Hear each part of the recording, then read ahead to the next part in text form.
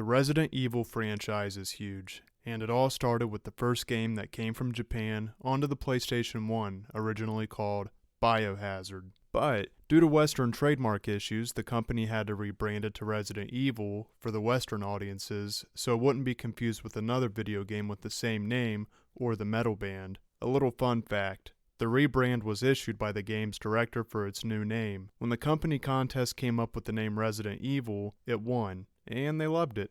Everyone, that is, except the game director himself, saying that he thought it sounded super cheesy, but it was ultimately approved. The game's success spawned off animated series, a Netflix live adaptation series that I personally thought was wasted potential, and the live-action hit movies.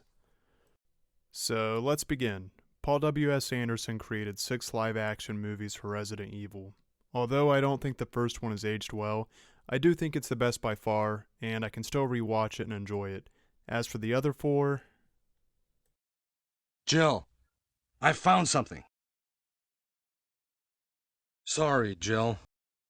I thought these 4 were pretty bad even at the time of release. Now, I'm a fan of the Resident Evil games, and I have to say the animated films are the best of any movie style for the Resident Evil franchise. But I can't say I cared for these next 4 live-action movies following the original. The first one was okay, but these 4 were pretty bad. And then it took a serious turn with the final and 6th film, Resident Evil: The Final Chapter. As a big fan of the games, I had to share my joy and opinion on the franchise, but what happened on the 6th and final movie of the Paul W.S. Anderson's Resident Evil movie is tragic. Whether a movie is good or bad, none of these upcoming accidents should be anything anyone on set should have to deal with. So, with that being said, I'm going to cover these accidents on set. I want to start with Resident Evil Retribution, created in 2012, since this movie also had accidents that seemed to have went under the radar. This is the movie prequel right before the final chapter. 16 people dressed as zombies at 8:35 in the morning were on an elevated platform that had wheels and apparently had a gap between it and the next platform, and they had all fell through it when the platform moved or collapsed. The fall was about 5 feet high. Some of the injuries included were a cracked rib and a back injury. 12 of the 16 people were hospitalized. The paramedics' initial reaction was frightened, as all the injured people on scene were already dressed up as wounded zombies, having to identify the real injuries over the makeup quickly. Thankfully, everyone from this incident survived.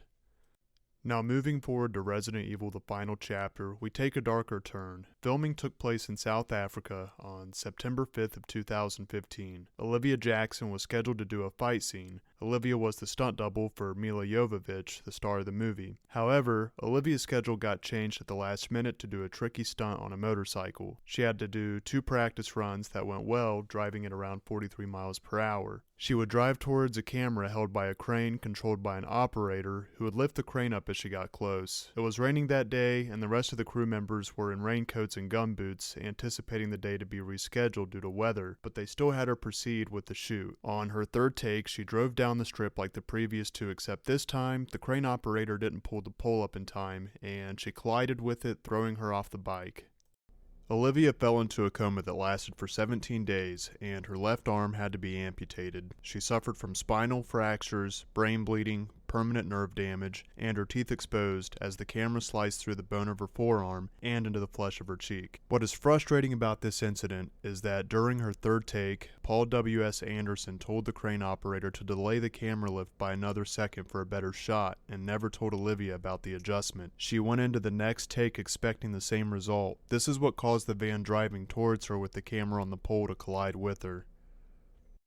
If you're watching this and hadn't heard about Olivia, then you also may not know there is another tragic incident on the Resident Evil Final Chapter set that occurred. This person unfortunately was not as lucky as Olivia. A crew member on the set named Ricardo Cornelius had a U.S. Army Hummer fall on him. This vehicle was sitting on a small elevated platform that tilted when being manually rotated. Cornelius survived the trip to the hospital, but with flattened lungs, he was only with the doctors for about an hour before his heart stopped. His wife of 1 year was compensated for his passing and have stopped communication with her since.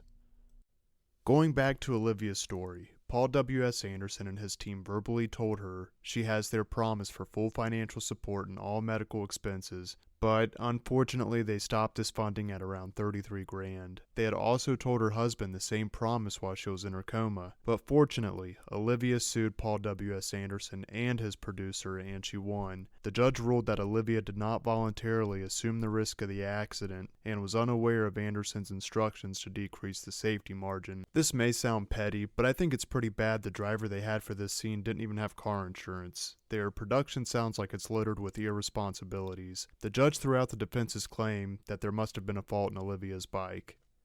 If you enjoyed this video, giving it a like helps a lot. And let me know what you think. If you're new, consider subscribing. I want to thank you all for stopping in, and I'll see you all at the next one. Until then, take care.